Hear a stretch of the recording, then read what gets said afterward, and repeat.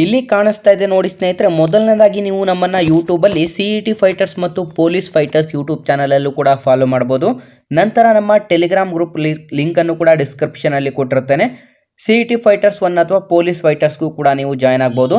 ನಂತರ ಇನ್ಸ್ಟಾಗ್ರಾಮ್ನಲ್ಲಿ CET fighters official ಅನ್ನೋದನ್ನ follow ಮಾಡಿ ಮತ್ತು ನಮ್ಮ ವಾಟ್ಸಪ್ ಗ್ರೂಪ್ ಹಾಗೂ ನಮ್ಮ ವಾಟ್ಸಪ್ ಚಾನಲನ್ನು ಕೂಡ ಫಾಲೋ ಮಾಡೋದ್ರಿಂದ ಹೆಚ್ಚಿನ ಮಾಹಿತಿಯನ್ನು ಕೂಡ ನೀವು ಪಡ್ಕೋಬಹುದಾಗಿರುತ್ತದೆ. Hi hello friends, welcome to police fighters YouTube channel. ಸ್ನೇಹಿತರೆ, ನೀವೇನಾದರೂ ಇದೇ ಮೊದಲ ಬಾರಿಗೆ ನಮ್ಮ ಚಾನಲನ್ನು ನೋಡ್ತಿದ್ರೆ ಆದಷ್ಟು ಬೇಗ ನಮ್ಮ ಚಾನಲ್ಗೆ ಸಬ್ಸ್ಕ್ರೈಬ್ ಮಾಡಿಕೊಂಡು ಡಿಸ್ಕ್ರಿಪ್ಷನ್ ಬಾಕ್ಸಲ್ಲಿರುವಂಥ ನಮ್ಮ ಟೆಲಿಗ್ರಾಮ್ ಗ್ರೂಪ್ ಹಾಗೂ ವಾಟ್ಸಪ್ ಗ್ರೂಪ್ಗಳಿಗೆ ಜಾಯ್ನ್ ಆಗಿ. ಸ್ನೇಹಿತರೆ, ನಮ್ಮ ಚಾನಲ್ಗೆ ಸಬ್ಸ್ಕ್ರೈಬ್ ಮಾಡ್ಕೊಳ್ಳೋದ್ರಿಂದ ನಾವು ಪ್ರತಿನಿತ್ಯ ಅಪ್ಡೇಟ್ ಮಾಡುವಂಥ 6ನೇ ತರಗತಿಯಿಂದ 12ನೇ ತರಗತಿವರೆಗೆ ಇರುವಂಥ ಎಲ್ಲ ಸರ್ಕಾರಿ ಪಠ್ಯ ಪುಸ್ತಕಗಳಿಂದ ಪೊಲೀಸ್ ಹಾಗೂ ಇನ್ನಿತರ ಸ್ಪರ್ಧಾತ್ಮಕ ಪರೀಕ್ಷೆಗಳಿಗೆ ಬಂದಂಥ ಇಂಪಾರ್ಟೆಂಟ್ ಪ್ರಶ್ನೆ ಮತ್ತು ಪ್ರಚಲಿತ ಘಟನೆ ಹಾಗೂ ಪ್ರೀವಿಯಸ್ ಕ್ವಶನ್ ಪೇಪರ್ಗಳ ಬಗ್ಗೆ ಬಿಡಿಸ್ತಾ ಇರ್ತೀವಿ. ಸ್ನೇಹಿತರೆ, ಬನ್ನಿ ಈಗ ಇವತ್ತಿನ ವಿಡಿಯೋನ ಸ್ಟಾರ್ಟ್ ಮಾಡೋದಾದರೆ ಮೊದಲನೇ ಪ್ರಶ್ನೆಯನ್ನು ನೋಡೋದಾದರೆ ಸ್ನೇಹಿತರೆ, ಈ ಕೆಳಗಿನ ಉದ್ಧರಣ ಯಾರಿಗೆ ಸೇರಿದ್ದು ಅಂತ ಪ್ರಶ್ನೆ ಆಗಿರುತ್ತೆ. ಉದ್ಧರಣ ಅಂತಂದರೆ ಸ್ನೇಹಿತರೆ, ಯಾವ ಒಂದು ಹೇಳಿಕೆ ಯಾರಿಗೆ ಸೇರಿರುತ್ತದೆ ಅಂತ ಆಗಿರುತ್ತೆ. ಆ ಒಂದು ಹೇಳಿಕೆ ಯಾವುದು ಅಂತಂದರೆ ಜೈ ಜವಾನ್ ಜೈ ಕಿಸಾನ್ ಎಂಬಂಥ ಈ ಒಂದು ಹೇಳಿಕೆ ಯಾರಿಗೆ ಸೇರಿದ್ದು ಆಗಿರುತ್ತೆ ಅಂತ ಇಲ್ಲಿ ಪ್ರಶ್ನೆ ಕೂಡ ಆಗಿರುತ್ತದೆ.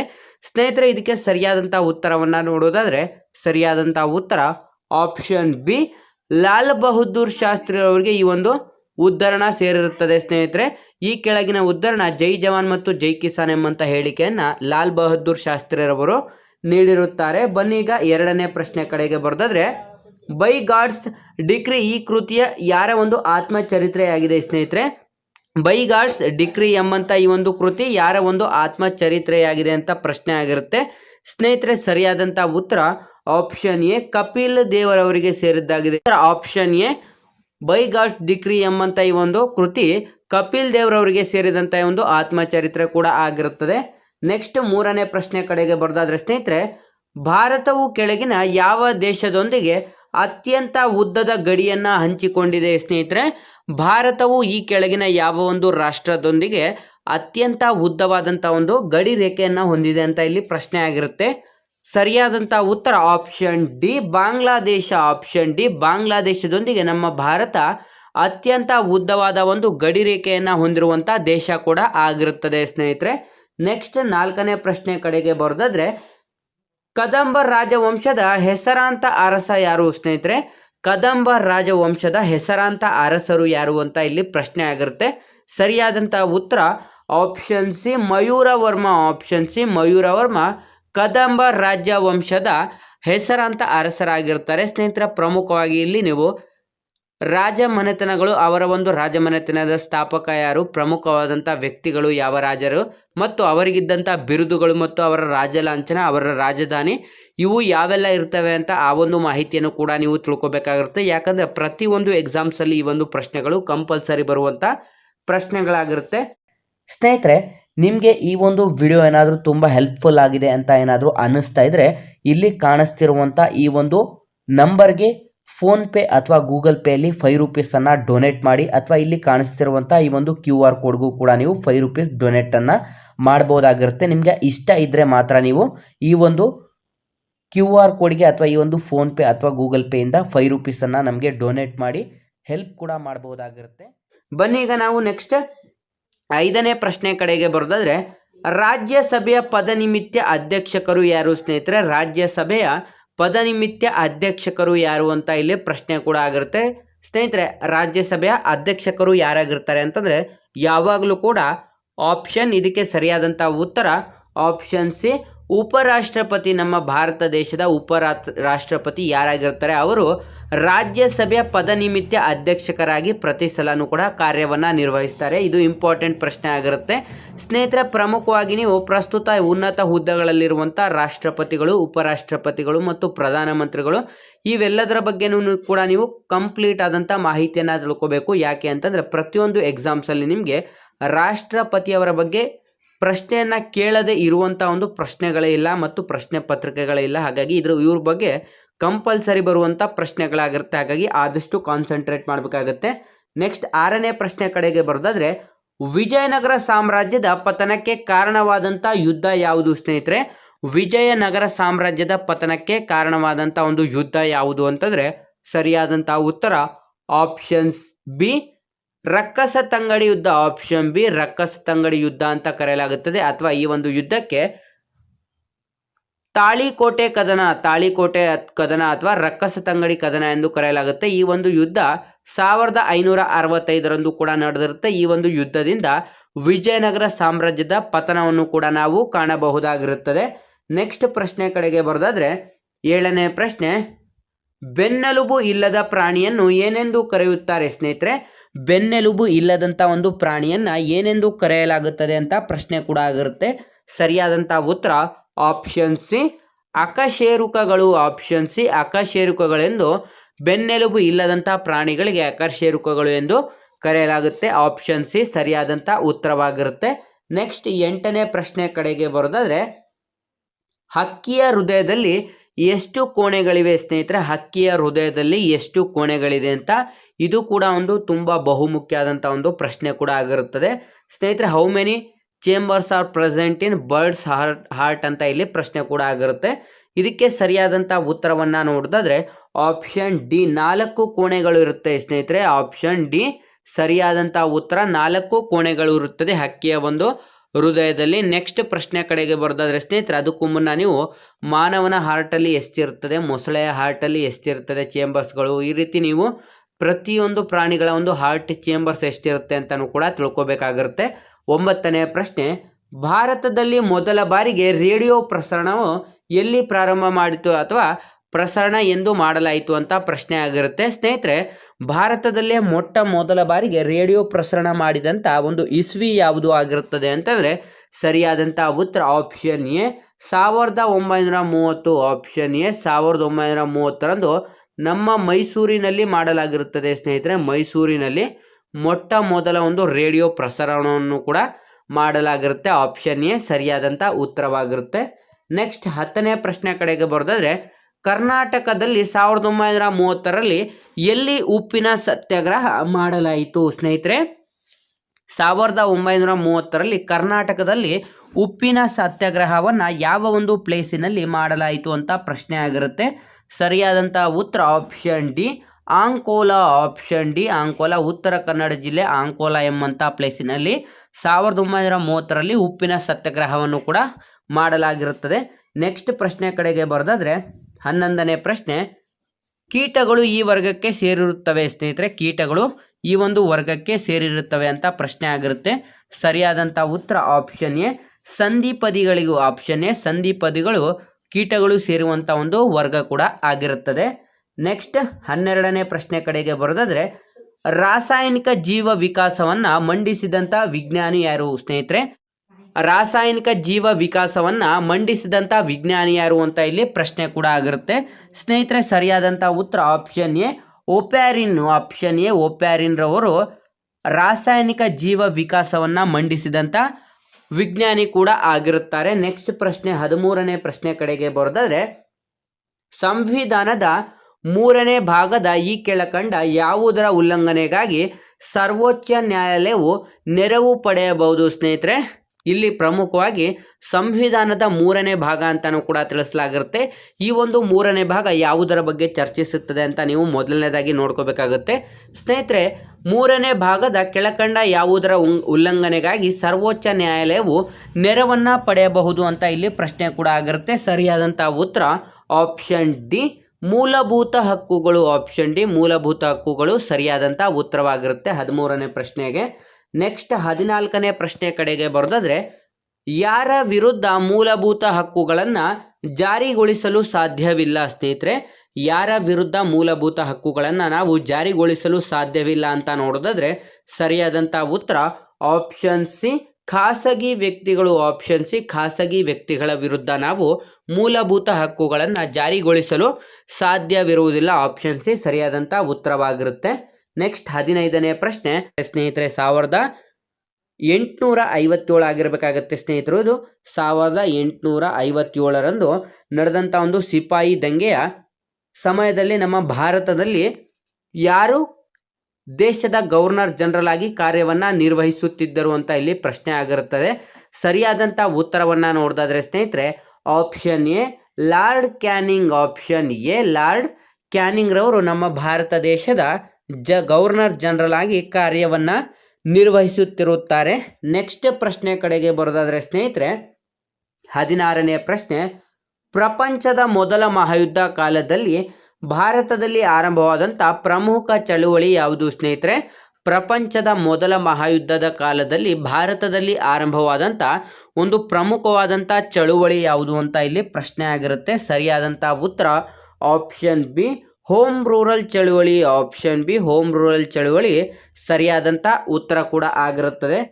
ಸ್ನೇಹಿತರೆ, ನಿಮಗೆ ಈ ಒಂದು ವಿಡಿಯೋ ಏನಾದರೂ ತುಂಬ ಹೆಲ್ಪ್ಫುಲ್ ಆಗಿದೆ ಅಂತ ಏನಾದರೂ ಅನ್ನಿಸ್ತಾ ಇದ್ದರೆ ಇಲ್ಲಿ ಕಾಣಿಸ್ತಿರುವಂಥ ಈ ಒಂದು ನಂಬರ್ಗೆ ಫೋನ್ಪೇ ಅಥವಾ ಗೂಗಲ್ ಪೇಯಲ್ಲಿ 5 ರೂಪೀಸನ್ನು ಡೊನೇಟ್ ಮಾಡಿ, ಅಥವಾ ಇಲ್ಲಿ ಕಾಣಿಸ್ತಿರುವಂಥ ಈ ಒಂದು QR ಕೋಡ್ಗೂ ಕೂಡ ನೀವು 5 ರೂಪೀಸ್ ಡೊನೇಟನ್ನು ಮಾಡ್ಬೋದಾಗಿರುತ್ತೆ. ನಿಮಗೆ ಇಷ್ಟ ಇದ್ದರೆ ಮಾತ್ರ ನೀವು ಈ ಒಂದು QR ಕೋಡ್ಗೆ ಅಥವಾ ಈ ಒಂದು ಫೋನ್ಪೇ ಅಥವಾ ಗೂಗಲ್ ಪೇಯಿಂದ 5 ರೂಪೀಸನ್ನು ನಮಗೆ ಡೊನೇಟ್ ಮಾಡಿ ಹೆಲ್ಪ್ ಕೂಡ ಮಾಡ್ಬೋದಾಗಿರುತ್ತೆ.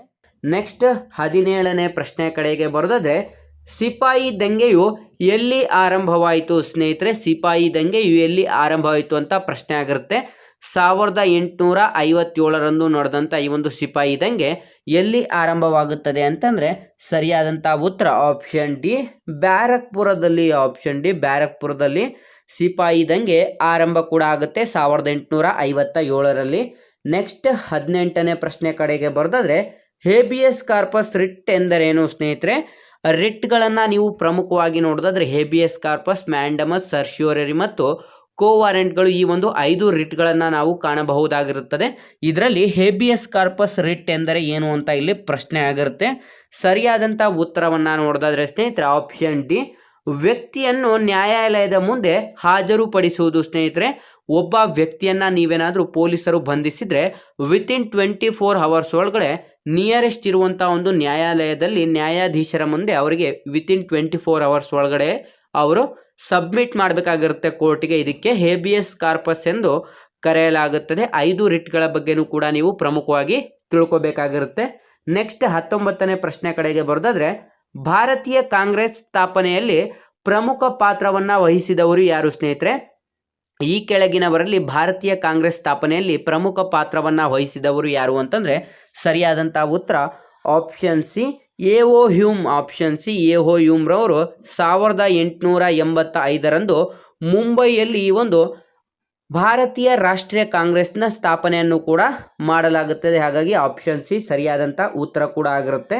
ನೆಕ್ಸ್ಟ್ 20ನೇ ಪ್ರಶ್ನೆ ಕಡೆಗೆ ಬರೋದಾದರೆ ರಾಷ್ಟ್ರೀಯ ಆಹಾರ ತಂತ್ರಜ್ಞಾನ ಸಂಶೋಧನಾ ಸಂಸ್ಥೆ ಇರುವಂಥ ನಗರ ಸ್ನೇಹಿತರೆ?